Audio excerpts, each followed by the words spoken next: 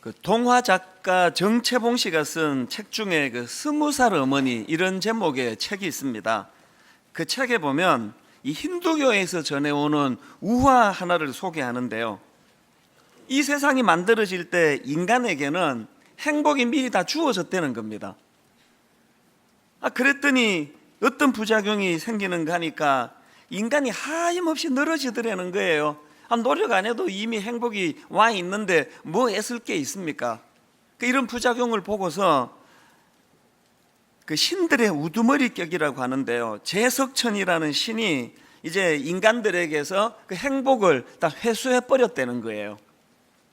근데 이제 문제가 뭐냐, 이렇게 회수한 이 행복을 어디다 숨겨두느냐, 이 문제를 가지고 이제 신들이 모여가지고 이제 회의를 한 거예요. 한 신이 이렇게 이야기했답니다. 깊은 바다 속에 감추어 두면 어떨까요? 그랬더니 제석천이 반대하면서 하는 말이, 인간들의 머리가 얼마나 비상한데 그까지 바다 속쯤이야 금방 찾아낼 거라고.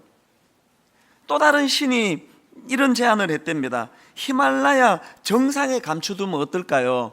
그랬더니 제석천이 또 반대하면서 인간들의 도전과 탐험 정신이 얼마나 대단한데 아무리 높은 산 위에 숨겨두더라도 소용이 없을 것이다.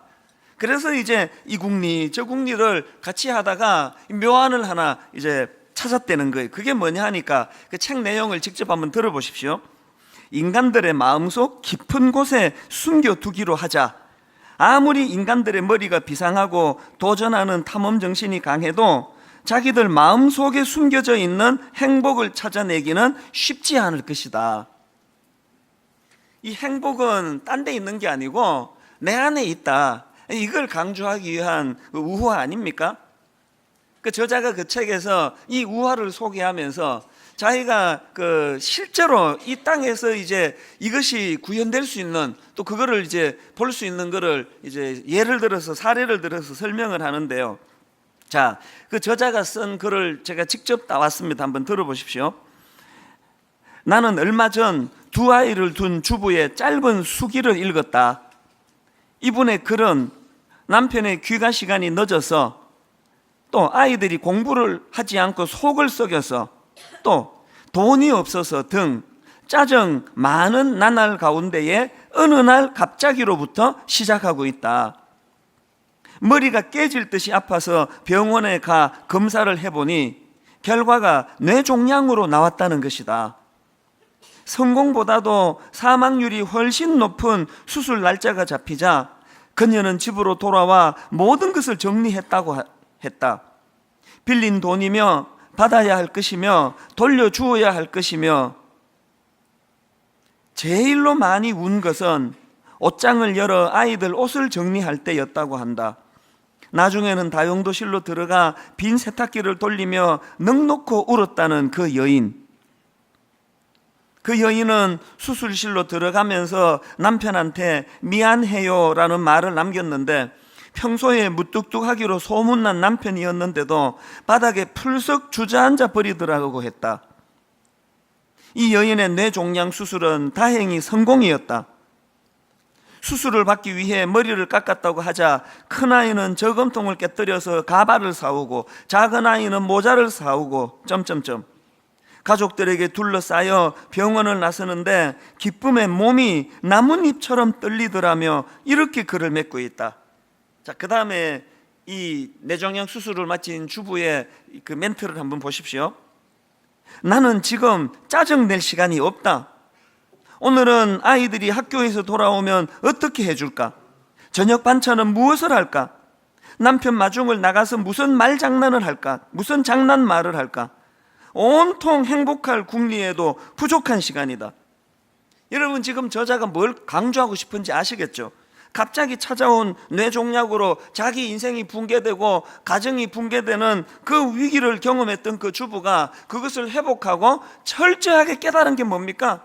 그동안 자기가 가정 안에서 누리던 일상의 작고 평범한 이 행복이란 게 이게 얼마나 소중한가를 이제 깨달았다는 거 아닙니까? 왜 그 우화를 앞에다가 설명하고 이 이야기를 그 책에서 이게 담았을까요? 제가 그 저자 정채봉 씨에게 관심을 갖는 것은요, 이분의 어머니는 18살 때 이 정채봉 씨를 낳았답니다. 옛날 어머니들 다 그러지 않았습니까? 18살 때 자기를 낳고 2년 뒤에 20살이 되던 해에 그 동생을 낳다가 어머니가 돌아가십니다. 아주 어린 나이에 어머니를 여의고, 이제 이 정채봉 씨는 평생을 어머니에 대한 그리움, 그 가슴 아픔, 이런 것들을 가슴에 안고 살았다고 전해지는데요. 그래서 제가 앞에서 인용해 드린 그 책 제목이 20살 어머니, 제목이 그렇습니다. 어린 나이에 어머니를 여인 정채봉 씨는 평생 어머니를 그리워했는데요, 이분이 쓴 시 중에서 이런 제목의 시가 있습니다. 엄마가 휴가를 나온다면. 내용을 한번 들어보십시오. 하늘나라에 가 계시는 엄마가 하루 휴가를 얻어 오신다면, 아니 반나절, 반 시간도 안 된다면 단 5분, 그래 5분만 온데도 나는 원이 없겠다. 얼른 엄마 품속에 들어가 엄마와 눈맞춤을 하고 젖가슴을 만지고, 그리고 한 번만이라도 엄마 하고 소리내어 불러보고, 그 다음 들어보세요. 숨겨놓은 세상사 중 딱 한 가지, 억울했던 그 말을 일러 바치고 엉엉 울겠다. 여러분, 그 어릴 때 어머니를 여인 이 아들의 그 아픔과 슬픔이, 또 어머니에 대한 그리움이 여기 다 녹아 있지 않습니까? 저는 이 시를 읽으면서 이 시 속에 이 어머니라는 존재가 우리 자식들에게 뭘 의미하는가를 너무나 이게 잘 요약을 해놓은 거예요. 이 부분 아닙니까? 숨겨놓은 세상사 중 딱 한 가지, 억울했던 그 말을 일러 바치고 엉엉 울겠다. 이게 어머니의 존재의 이 역할이고 의미 아닙니까? 저는 이 정채봉 씨에 관한 그런 글을 읽고 또 책을 보고 시를 읽고 하면서 새삼 깨닫는 인간의 미련함이 뭐냐 하면은요, 우리는 일상에서 지금 우리가 당연히 누리고 있는 것들이 귀한 걸 몰라요.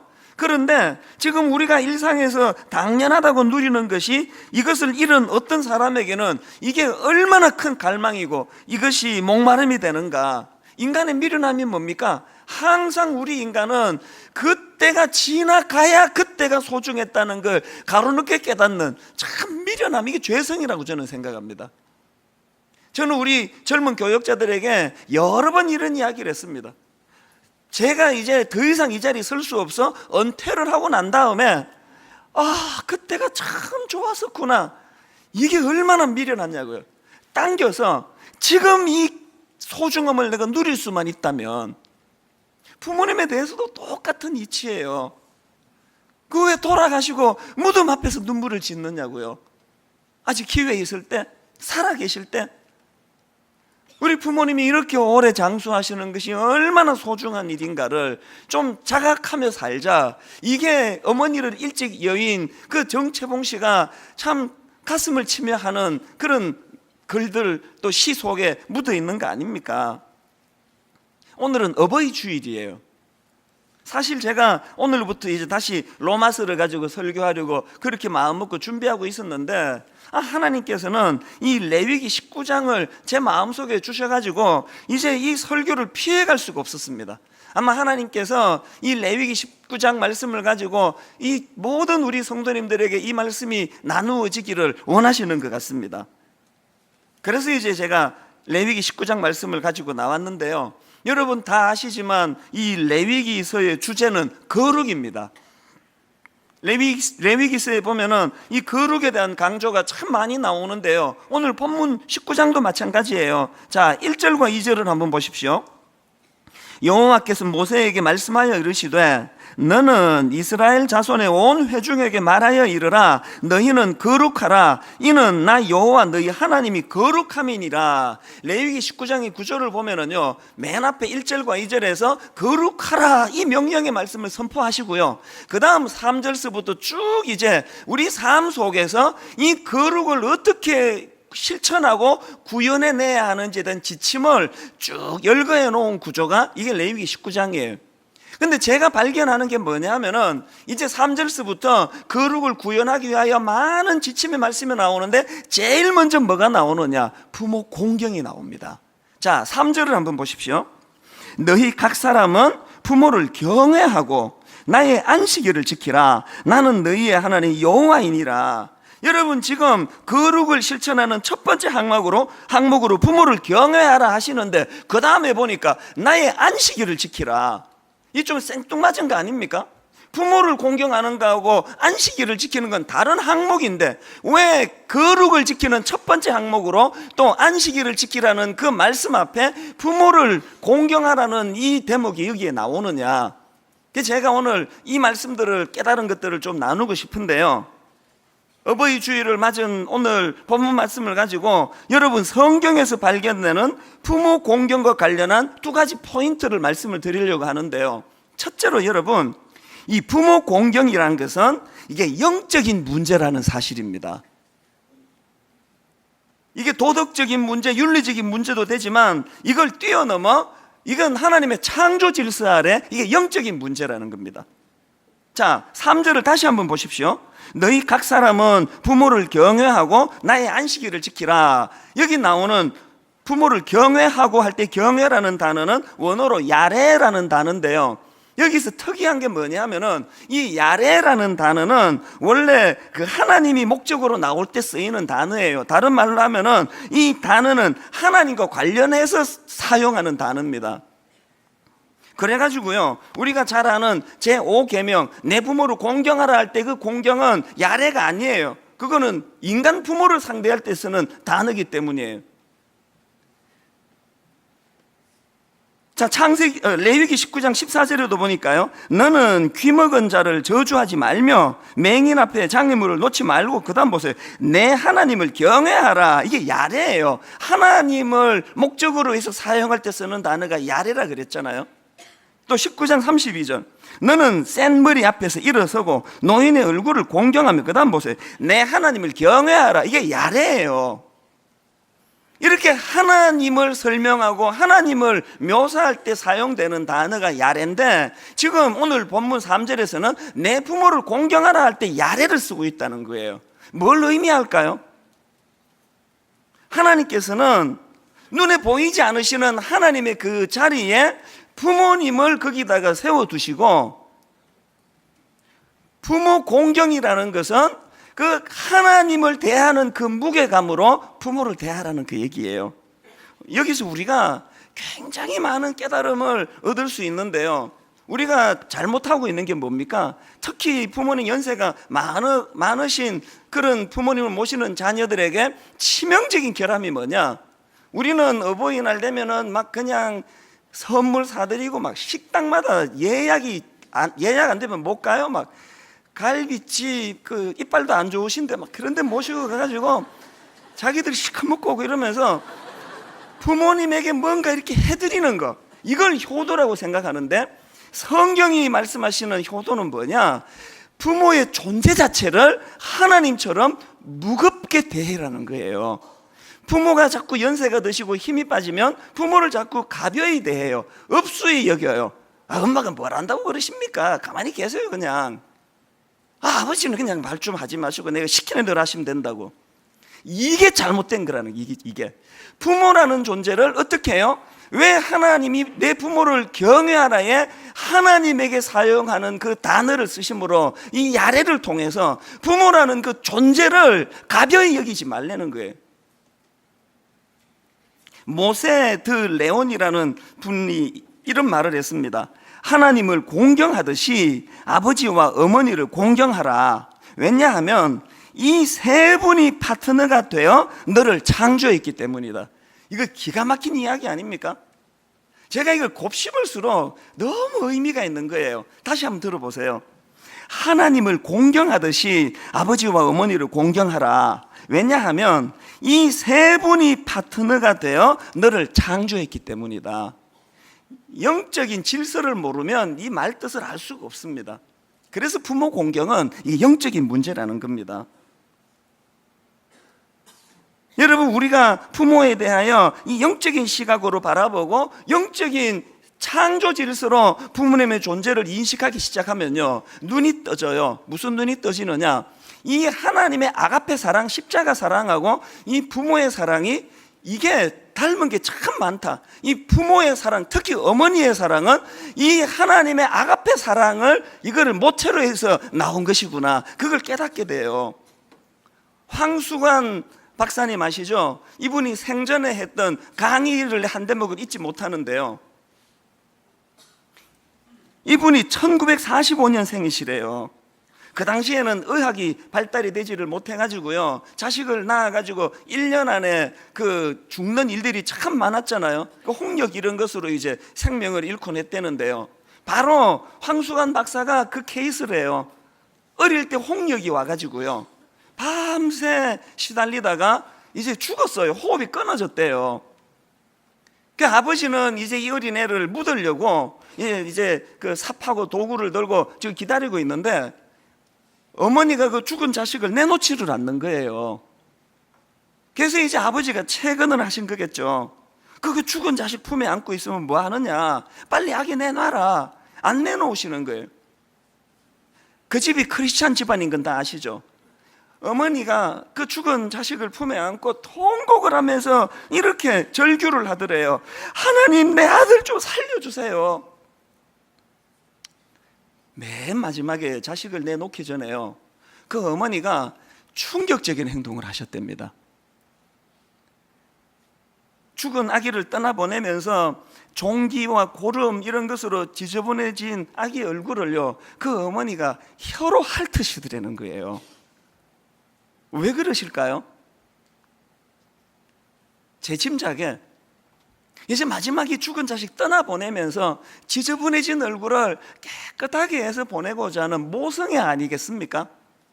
그렇게 혀로 그 종기 이런 것들을 혀로 핥고 계시는데요, 기적이 일어난 거예요.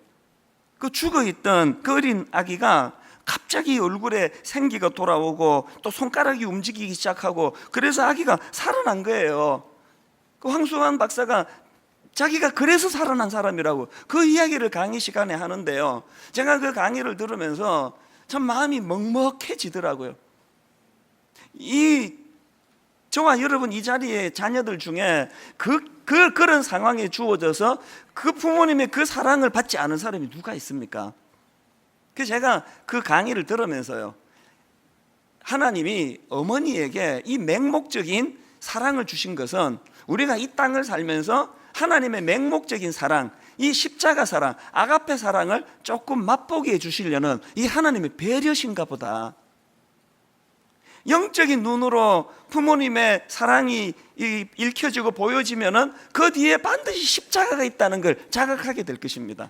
그런데 오늘 되어지고 있는 이 세상의 상황을 한번 보십시오. 제가 여러분 이 문제를 영적으로 봐야 된다고 말씀드리지 않았습니까? 영적으로 이 세상을 한번 보십시오. 최근에 저는요, 믿겨지지 않는 기사를 하나 봤는데요, 2013년도에 우리나라에서 일어난 노인 학대가 5년 전에 비해 가지고 무려 48.6% 증가가 됐고요, 지금 이 증가 추세는 계속되고 있다는 거예요. 저는 두려워요. 제가 한 80쯤 됐을 때 내가 이 젊은 애들한테 맞고 다니는 것 같아서 두려워요, 진짜로. 동방예의지국이라 하던 그 조선 그러니까 개화기 초기에 호주 캐나다 어느 선교사 이름을 제가 까먹었는데, 여기 사회 와서 그 사람이 쓴 그 자서전에 보면은요, 나이 들어 난 조선에서 살고 싶다, 어른에 대하여 이렇게 존중하는 나라를 그렇게 표현한 글을 제가 봤습니다. 어쩌다 이 나라가 이렇게 됐을까요? 더 충격이 뭔지 아세요? 그렇게 지금 노인 학대가 지금 급증하고 있는데요, 제가 본 충격이 뭐냐면은 그 노인 학대 주범의 절반 이상이 친아들, 친딸에게서 나온다는 거예요. 믿어지세요? 이건요, 영적으로 말고는 해석할 길이 없습니다. 영적으로 어떻게 해석합니까? 로마서 1장 28절이요. 또한 그들이 마음에 하나님 두기를 싫어하며 하나님께서 그들을 그 상실한 마음대로 내버려 두사, 그 다음 보세요, 합당하지 못한 일을 하게 하셨으니. 성경에 나오는 말세에 일어나는 하나님을 그 마음에 두기 싫어하는 사람들 사이에서 나타나는 많은 양상 중에 나오는 것 중에 하나가 부모를 함부로 대하는 것, 부모의 존재감을 무시하는 거 아닙니까? 저는 오늘 여러분에게 심각하게 묻습니다. 부모님과 관련해서, 부모 공경과 관련해서 여러분은 지금 하나님을 마음에 두기 싫어하는 타락한 이 세상 사람들의 양상에 따라가고 있습니까? 지금 창조 질서에 따라 하나님의 말씀 아래 여러분의 기초가 있어서 부모님이 아무리 연로하시고 100세가 넘으셔, 아무리 그냥 정신이 없으시다 하더라도, 심지어 치매가 와서 혼미하다 하더라도 여전히 부모는 내게 하나님과 같이 무겁게 대해야 될 존재다. 그 부모의 존재를 여러분이 무겁게 대하고 있습니까? 함부로 대하고 있습니까? 스스로 생각해 보세요. 다시는 여러분, 모르면 엄마는 가만히 계세요. 그냥 그 주는 대로 먹지 뭐 그렇게 조금 말씀이 많으세요. 어련히 알아서 하겠습니까? 이건 아주 불신앙의 언어라는 걸 아셔요. 하나님한테 그렇게 하십니까? 하는 것 같으네요. 하나님 좀 가만히 계세요. 내가 다 알아서 할 겁니다. 닮은 모양이긴 하네요. 둘 다 죄된 성품에서 나오는 거예요. 어느 해인가 모 여대에서 어버이날을 맞아가지고 사랑의 엽서 공모전을 펼쳤대는데요. 거기서 대상으로 뽑힌 글이 인터넷을 떠돈 적이 있습니다. 제가 이게 1년도 더 전에 그 글을 보고 제가 보관을 했습니다. 오늘 이렇게 쓰일 줄 몰랐네요. 내용을 한번 들어보세요. 제목이요, 그 여대생이 쓴 1등으로 뽑힌 제목이 어머니입니다. 어머니. 자기 어머니를 묘사했는데, 자, 한번 들어보십시오. 나에게 티끌 하나 주지 않는 거린들이 내게 손을 내밀 때면 불쌍하다고 생각했습니다. 그러나 나에게 전부를 준 당신이 불쌍하다고 생각해 본 적은 없습니다. 나한테 밥 한 번 사준 친구들과 선배들은 고마웠습니다. 답례하고 싶어 불러냅니다. 그러나 날 위해 밥을 짓고 밤늦게까지 기다리는 당신이 감사하다고 생각해 본 적은 없습니다. 실제로 존재하지도 않는 드라마 속 배우들, 가정사에 그들을 대신해 눈물을 흘렸습니다. 그러나 일상에 지치고 힘든 당신을 위해 진심으로 눈물을 흘려본 적은 없습니다. 골방에 누워 아파하던 당신 걱정은 제대로 해본 적이 없습니다. 친구와 애인에게는 사소한 잘못 하나에도 미안하다고 사과하고 용서를 구했습니다. 그러나 당신에게 한 잘못은 셀 수도 없이 많아도 용서를 구하지 않았습니다. 죄송합니다. 죄송합니다. 이제서야 알게 돼서 죄송합니다. 아직도 전부 알지 못해 죄송합니다. 오늘 예배 드리는 저와 여러분 모두에게 영안이 열려 여러분이 어린 젊은 여대생이 깨달은 이 깨달음을 너무 늦기 전에 우리도 자각하는 은혜가 있기를 원합니다. 그런가 하면 두 번째로 부모 공경과 관련한 포인트가 뭐냐 하니까요, 여러분, 부모 공경은 받은 사랑에 대한 후불 행위라는 것입니다. 제가 이 설교를 준비하면서 이 부분을 타이프 치면서 무슨 생각이 드느냐 하니까, 이 뻔한 이야기를 내가 왜 하고 있나? 이건 모르는 사람이 어디 있나? 여러분, 이 뻔한 이야기를 제가 왜 해야 하죠? 뻔한데 실천 안 하니까 그런 거 아닙니까? 이 영적 원리로 이 문제를 봐야 되는데요. 자, 디모데전서 5장 4절을 한번 보십시오. 만일 어떤 과부에게 자녀나 손자들이 있거든 그들로 먼저 자기 집에서 효를 행하여 부모에게 보답하기를 배우게 하라. 이것이 하나님 앞에 받으실 만한 것이니라. 여러분, 여기 나오는 이 배우다라는 단어는 원어로 보면은요, 만타노라는 단어인데요, 이 만타노라는 단어는 제자를 뜻하는 마데테스와 연관 있는 단어예요. 뭘 의미합니까? 주님을 따르겠다는 이 제자들에게 부모 공경이라는 것은 반드시 배워야 될 필수 조건이라는 거예요. 부모 공경 안 하면 제자 훈련 받을 자격도 없어요. 하물며 말씀 전하는 목사겠습니까? 저는 부모 공경을 강조하는 디모데전서 5장 4절에서 이 보답이라는 단어가 쓰여지는 것을 보고 참 이게 인상적이었어요. 그래서 사전을 뒤져봤습니다. 검색을 해보니까요, 이 보답이라는 단어를 사전이 이렇게 설명합니다. 남의 호의나 은혜를 갚음. 내 머리를 확 스쳐 지나가는 이 후불이네, 후불. 부모님께 효도하는 건 하나님 은혜를 되갚는 그의 공통점이 뭐냐? 선행해 주신 그 사랑에 대한 후불이에요, 후불.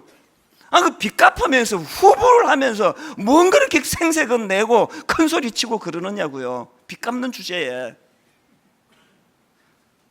저는 요즘에요, 한 가지 생각이 머릿속에 꽉 차가지고 심정도 복잡하고 마음도 힘들고 또 그러면서도 은혜도 받고 그 생각이 뭐냐 하니까요, 이 인생이 불쌍하다는 거예요. 요즘에 막 제 머리에 그 생각이 꽉 차 있습니다. 어린 애들을 보면은 세상에 이런 나라에 잘못 태어나가지고 어린 초등학생 유치원 다닐 때부터 그게 시달리는 애들을 봐도 불쌍하고요, 연로하신 우리 어르신들을 뵈도 참 마음이 아파요.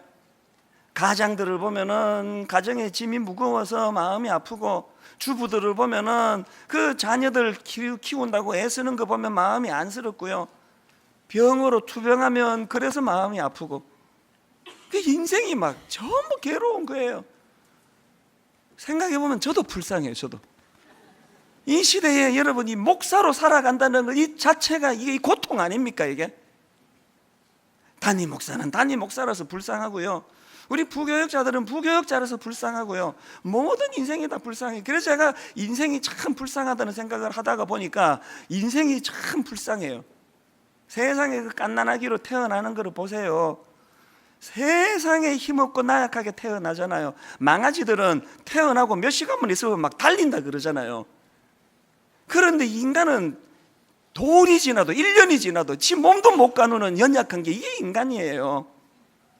그렇게 그냥 나약하게 태어나서 살다가 조금 이제 힘이 좀 생긴다고 이제는 그냥 좀 이제 힘이 좀 있다고 느끼자마자 바로 내리막길을 타가지고 죽을 때까지 그냥 점점 힘이 빠져나가다 가장 힘이 없는 상태로 그렇게 돌아가시는 게 인생 아닙니까? 그래서 내가 요즘에 그 인생을 생각하면 마음이 아픈데요, 그래서 서로가 서로를 섬기고 서로가 서로를 돕도록 하나님이 창조 질서 안에 이렇게 만들었구나, 이런 생각을 하는데, 최근에 제가 인생의 일생을 그려놓은 그 그림을 하나 보고 많은 생각에 빠진 적이 있는데요, 여러분에게도 보여드리려고 화면으로 준비했는데 저 그림을 한번 보세요. 인생이 어머니 뱃속에 들어가는 것부터 시작해가지고 조그마한 몸으로 어머니에게 안겨 있는 것으로 인생이 시작하다가 세월이 점점 흐르면서 그 자식이 장성해 갈 때쯤 되면 자기를 안고 있던 어머니는 이제 점점 나약해지고 힘이 없어가지고 맨 마지막에는 자기가 품어주었던 그 자식 품에 안겨서 그렇게 인생을 끝내는 게 저게 인생이라는 저 그림을 보면서 내 많은 깨달음을 얻었어요. 아, 저거구나. 하나님이 우리를 이렇게 약하게 만드신 거는 누군가에게는 기대고 의지하도록 그래야만 되는 것으로 우리를 만드셨는데, 부모님에게 우리가 대갚아야 되는 게 뭐예요? 선불로 우리에게 주신 사랑이 뭐예요? 내가 몸을 못 가눌 때 조건 없이 자격 없이 우리를 아가페 사랑으로 거두어 주신 선불의 사랑을 누렸기 때문에 부모님이 연로에 가면 연로에 가실수록 그걸 짐으로 여겨서는 그거는 나쁜 생각이에요. 은혜를 되갚을 때가 왔다. 이 창조 질서라는 거예요. 근데 여러분, 여기서 문제가 뭐냐 하면은요, 자식은요 어느 정도 예측이 돼요. 요거 다음 요렇게, 요거 다음 요렇게 하면 되겠다. 부모 섬김은 예측이 안 돼요. 순서대로 죽는 게 아니기 때문에. 그래서 옛날 말에도 그런 말들이 있잖아요. 부모는 네가 철들 때까지 안 기다려 주신다. 네 철들 때까지 안 기다려 주신다. 타블로라는 가수 아시죠? 그 스탠포드 대학 학력 위조 막 이런 것으로 얼마나 집요하게 괴롭힘을 당했던 가수 아닙니까? 언젠가 이 가수가 모 텔레비전 그 인터뷰 하는데 나와가지고요, 이야기를 하는데 보니까 자기 아버지 이야기를 하는데 자기도 울고, 말하는 자기도 울고 듣는 저도 울었습니다. 아버지에 대해서 이렇게 이야기 시작하더라고요. 자, 한번 들어보세요. 아버지가 쓰러지신 날이 바로 제 학위 논란이 시작된 날이에요. 스트레스를 너무 많이 받으셔서 뇌 농양이 엄청나게 생겨서 수술을 하셔서 제거하고 긴 시간 회복하시기 위해 병원에 계속 계셨어요. 그러시다가 올해 3월 달에 갑자기 쇼크 상태가 오셔서 제가 도착했을 때는 벌써 의식이 없어진 상태셨고요. 그렇게 아버지가 쓰러지셔서 오래 병투병을 하셨나 봅니다. 그 다음 한번 들어보세요. 아버지가 돌아가시기 전에 잠깐 수술 때문에 병원에 계셨을 때 다른 환자들이 태블릿 PC로 영화 보고 하는 게 부러우셨나 봐요. 사실 저는 아빠가 그것에 관심이 있는지 몰랐거든요. 어느 날 아빠가 태블릿 PC를 사달라고 하셔서 제가 하나 사서 아빠한테 드리고 작동법을 다 가르쳐 드렸어요. 그리고 옆에다 써놨어요. 태블릿 PC, 요즘 그 젊은 사람들이 갖고 다니는 아이패드 같은, 이제 그걸로 보니까 아버지가 보니까 병원에 환자들이 치료한데 이제 그걸로 영화도 보시고 이렇게 하니까 그게 부러웠던 거예요. 그래서 그거 하나 이제 구입해 드렸는데 작동법도 다 써서 다 가르쳐 드렸는데 어느 날 이 아들이 이제 그 무슨 일 문제로 누구랑 의논하고 있는데 그 아버지한테 전화가 오신 거예요. 그 다음 한번 들어보세요. 아빠가 전화를 주셔서 작동법을 모르겠다고 물어보셨는데 제가 설명을 하다가 30분 동안 똑같은 걸 물어보셔서 약간 짜증이 났어요. 아빠, 거기 설명 써드렸잖아요. 설명해 드렸잖아요. 그랬더니 아빠가 웃으시면서 내가 이런 것 참 빨리 배웠는데 이젠 좀 어렵다, 그렇게 말씀하시더라는 거예요. 그래서 그 아들이 아빠, 지금은 제가 일하니까 다음에 다시 설명을 드릴게요. 그리고 아버지가 돌아가신 거예요. 오래 병원에서 이제 투병을 하시다가 아버지가 돌아가시니까 이 아들이요, 병원에 아버지 계시던 그 병원에 가서 이제 아버지 유품을 챙기다가 보니까 책이 한 권 나오는데요. 그 책 제목이 이랬습니다. 태블릿 PC 정복하기.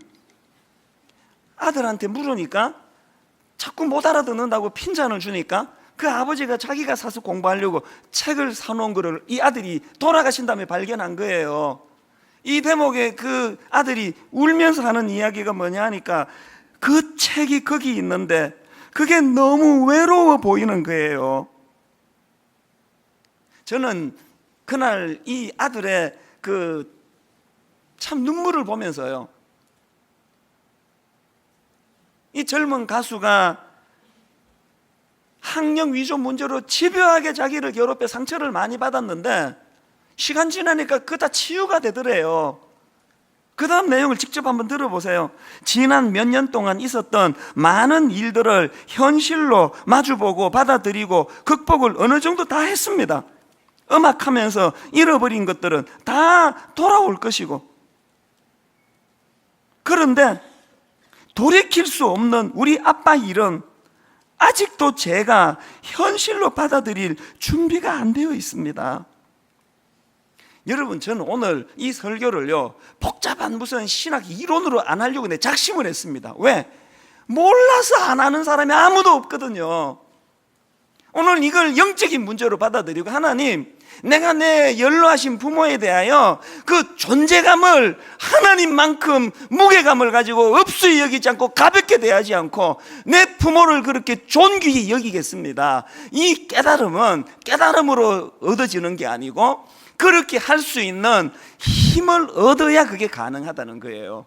성령님이 저와 여러분에게 자각할 마음, 자각하는 힘도 주실 뿐만 아니라 깨달은 대로 부모님을 공경할 수 있는 힘 주시기 원합니다. 더 늦어지기 전에요. 오늘 저는 여러분에게 동영상 하나를 보여드리고 말씀을 마무리하려고 하는데요, 이 동영상은 이어령 교수가 쓴 책입니다. 느껴야 움직인다. 그 책에 딸려있는 CD인데요, 오늘 많은 생각을 하게 하는 짧은 동영상 보여드리고 이제 말씀을 마무리하려고 합니다. 오늘 말씀을 머리로 떠올리면서 우리 같이 보시도록 하겠습니다.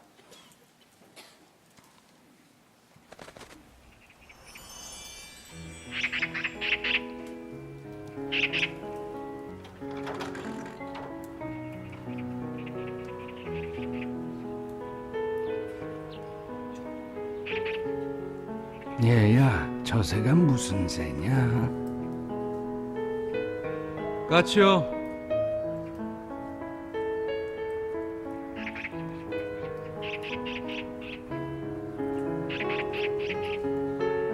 얘야, 저 새가 무슨 새냐? 까치라니까요.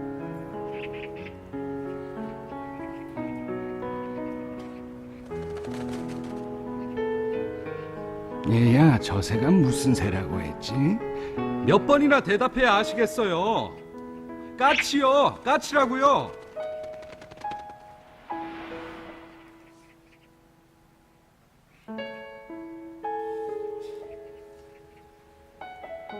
아범아, 너는 어렸을 때 저게 무슨 새냐고 100번도 더 물었다.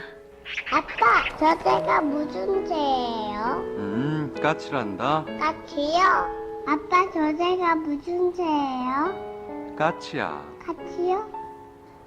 그럴 때마다 아버지는 까칠한다, 까칠한다 몇 번이고 대답하시면서 말하는 네가 귀여워서 머리를 쓰다듬어 주셨지. 그래서 네가 말을 배울 수 있었던 거다.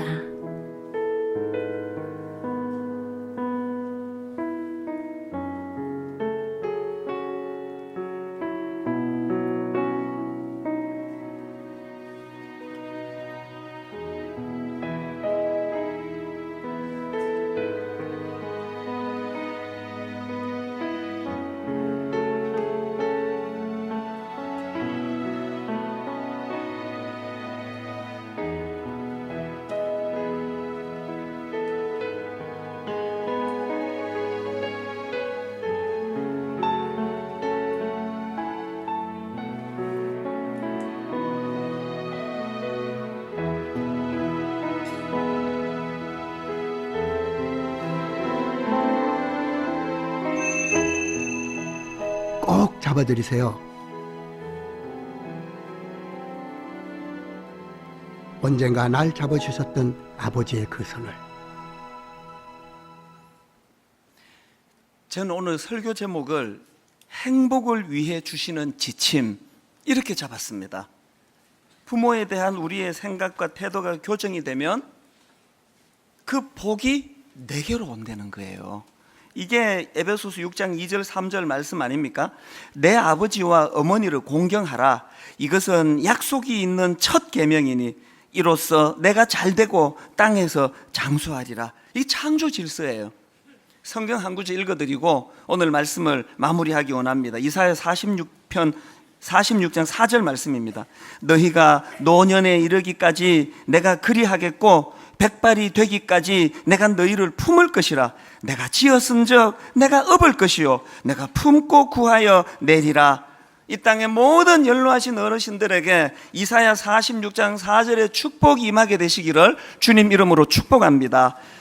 우리 이 찬양이요, 저는 감사해요 깨닫지 못했었는데 내가 얼마나 소중한 존재라는 걸 이 찬양을 되뇌이면 부모님이 생각이 나고 어릴 때 가르쳤던 주일학교 선생님이 생각이 납니다. 누군가 내 손을 잡아주셨기 때문에 제가 지금 사람 구실을 하고 살아간다면 내가 그분들 손을 잡아 드릴 때가 됐다고 저는 믿습니다. 우리 이렇게 찬양하기 원합니다. 감사해요 깨닫지 못했었는데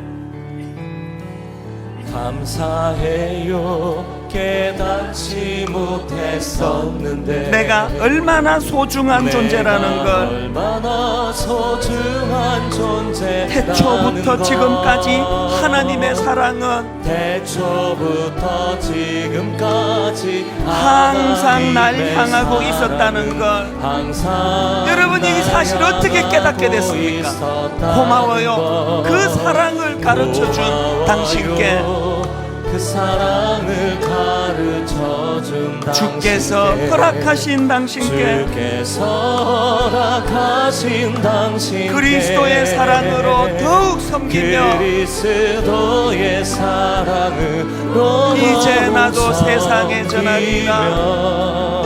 이제 이 땅의 모든 부모님들 어른들 주님 이름으로 축복합니다. 당신은 사랑받기 위해 사랑받기 그리고 위해 그 사랑 전하기 위해 그리고 그 사랑 전하기 위해 택하시고 이 땅에 심으셨네. 가시고 이 땅에 심으셨네. 또 하나의 또 열매를 하나의 바라시며. 열매를 바라시며. 저희 교회에서는 매 어버이 주일날마다 70세 이상 어르신들에게 조그만한 선물을 준비해서 드리는데요. 저는 원래 이 어버이 주일은 선물만이 아니고 거기에 이 창조 질서의 회복을 위한 기도가 담겨지기를 원합니다. 우리 70세 이상 어르신들 수고스럽지만 조용히 자리에서 일어나 주시면은 저희가 조그만한 정성을 전해드리기를 원하는데요. 우리 후렴같이 찬양을 부르며 여러분 함께 예배 드리고 계시는 부모님이면 말할 거 없고 이곳에 함께 하지 않지만 우리 부모님들을 마음으로 담으시면서 축복하면서 우리 이렇게 찬양합니다. 어르신들 자리에서 70세 이상 일어나실 때 이렇게 찬양합니다. 당신은 사랑받기 위해, 당신은 사랑받기 위해, 그리고 그 사랑 전하기 위해, 그 사랑 전하기 위해 주께서 택하시고 이 땅에 심으셨네. 이 땅에 심으셨네. 또 하나의 열매를 바라시며 온 마음을 담아 주님 이름으로 축복합니다. 당신은 사랑받기 위해, 사랑받기 위해, 그리고 그 사랑 전하기 위해 주님 이름으로 축복합니다. 주께서 택하시고 이 땅에 심으셨네. 또 하나의 열매를 바라시며. 오늘 이렇게 하겠습니다. 어른들 계속 서 계시면 불편하시니까 자리에 앉으시는데요. 여러분 옆에 계시는 분, 또 뒤에 계시는 분 등에 손을 얹고 옆에 계시면 손을 잡아 드리면서 하나님, 오늘 우리가 이 어른들이 이사야 말씀이 그대로 구현되는 복이 있기 원합니다. 여러분 가정의 부모님을 위해서 얼굴을 뜨며 기도하시고 모든 어른들을 축복하며 이 시간 통성으로 함께 같이 기도하시겠습니다. 살아계신 하나님 아버지, 어버이 주일을 맞이하여 단순히 선물 하나 전해드리는 것으로 끝나는 행사가 있는 예배가 되지 않기를 원합니다. 우리 부모님들에 대하여, 어르신들에 대하여 창조 질서 회복 차원에서의 아름다운 섬김이 이 교회 안에, 우리 가정들 안에 회복되기를 원합니다. 하나님 아버지, 이사야 46장 4절 말씀이 구현되기 원합니다. 너희가 노년에 이르기까지 내가 그리하겠고 백발이 되기까지 내가 너희를 품을 것이라. 내가 지었은즉 내가 업을 것이요 내가 품고 구하여 내리라. 주님, 우리 어른들에게, 부모님들에게 이 말씀이 구현되는 은혜를 허락하여 주시옵소서. 하나님 아버지, 더 잘 섬기고 주님 섬기던 섬기는 저희 되게 하여 주시옵소서. 하나님 아버지, 성경은, 또 우리 하나님은 그저 부모에게 선물 하나 전해주는 것으로 효를 다했다 생각하지 않도록 하나님처럼 그 존재를 무겁게 대하라고 말씀하시는데, 우리들이 잘못 생각한 것 교정하게 해주시니 감사합니다. 연세가 드셨다고 그 존재를 가볍게 대해왔던 우리들의 부끄러운 모습을 주님 앞에 회개합니다. 아무리 연세가 드셔도 하나님을 바라보는 그 무게감으로 그렇게 우리 부모님들을 바라보고 모시고 섬기는 아름다운 신앙 있는 자녀들이 되게 하여 주시옵소서. 세월이 가면 갈수록 주님 더 포근히 안아주시는 그 은혜를 맛보고 누리는 귀한 우리 어른들 되게 하여 주시옵소서. 감사드리옵고 예수님 이름으로 기도드립니다. 아멘. 이 시간 우리 다 자리에서 일어나셔서 우리 옛날 어릴 때 불렀던 추억의 찬양 같습니다. 199장, 찬송가 199장, 나의 사랑하는 책. 우리 어머니들을, 아버지를 그리워하며 찬양합니다. 나의 사랑하는 책, 비록 헤어졌으나 어머니의 무릎 위에 앉아서 재미있게 듣던 말, 재미있게 듣던 말, 그때 일을 지금도 지금 내가 내가 잊지 않고 기억합니다. 어머님의 그 사랑을 기억하십니까? 귀하고 귀하다 우리 어머니가 들려주시던 우리 어머니가 들려주시던 재미있게 듣던 말이 책 중에 있으니 이 성경 12 사랑합니다. 그때 일은 지나고 그때 일은 지나고 나의 눈에 화가 어머니의 말씀 기억하면서 말씀 기억하면서 나도 시시때때로 성경 말씀 읽으며 주의 뜻을 따라 살려 합니다. 아멘. 귀하고 귀하다 우리 어머니가 들려주시던 재미있게 듣던 이 책 중에 있으니 이 성경 심히 사랑합니다. 사랑합니다.